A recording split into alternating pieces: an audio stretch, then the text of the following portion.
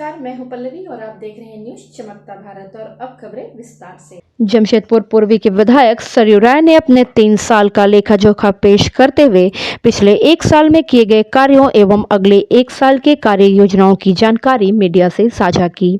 श्री राय ने अपने विधानसभा क्षेत्र की मूलभूत समस्याओं को सिलसिलेवार ढंग से बताते हुए उनके समाधान एवं विकल्प को लेकर किए जा रहे कार्यों की जानकारी दी।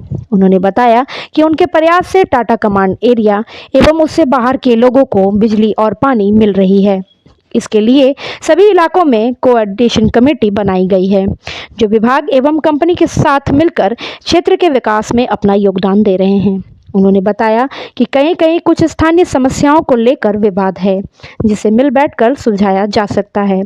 इसके अलावा विरासत में मिली समस्याओं के मुद्दे पर विधायक सरयू राय ने कहा कि मलकाना हक म्युनिसिपालिटी मोहरदा जल पूर्ति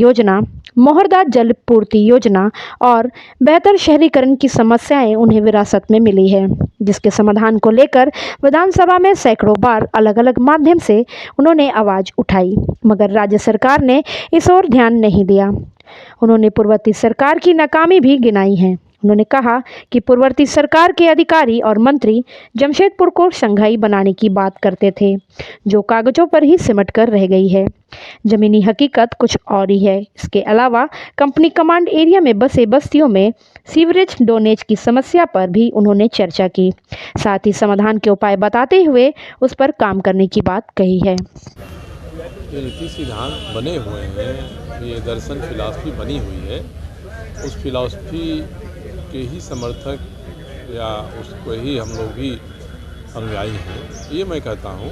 मगर कई एक से अधिक पार्टियां रह सकती हैं एक विचार की, इसमें कोई अंतर नहीं आता है। मेरा बीजेपी से मतभेद तो सरकार में जो व्यापक भ्रष्टाचार हुआ, उस भ्रष्टाचार पर अंकुश नहीं लगाया इन्होंने, इस कारण से ही मतभेद मेरा हुआ। मैं तो उस समय भी पीछे आना चाहता था कि आप मुझे बता दीजिए, मुझे टिकट नहीं दीजिएगा, मैं अलग हो जाऊंगा, मैं कहूँगा कि भैया मैं राजनीति नहीं करूँगा। तो इस तरह से रचना इन्होंने किया कि मैं अपमानित भी हो जाऊँ और नॉमिनेशन भरने का अंतिम दिन भी आ जाए, उसके बाद मैं कुछ नहीं कर पाऊँ। तो ऐसी स्थिति जो पैदा हुई, इसके कारण से मुझे निकलना पड़ा।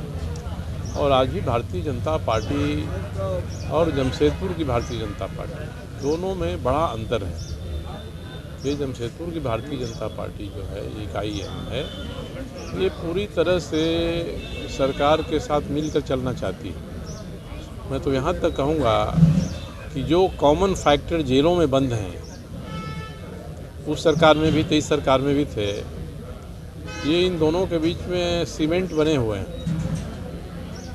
आज कोई दिखा दे कि 3 साल हो गया, यहाँ के स्थानीय मंत्री हैं, स्वास्थ्य की स्थिति इतनी ख़राब है, वो इतना उत्पात कर रहे हैं। कभी भी भारतीय जनता पार्टी की स्थानीय इकाई ने उनके बारे में एक शब्द बोला हो, कहीं जुलूस निकाला हो, कहीं धरना किया हो, किसी का मेमोरेंडम दिया हो, ये नहीं हो रहा है। इसका मतलब कि मिली भगत है।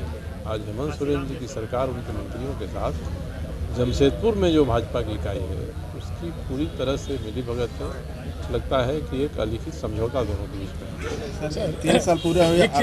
दिन भर की तमाम छोटी बड़ी खबरों के साथ जुड़े रहने के लिए देखते रहिए न्यूज चमकता भारत। नमस्कार।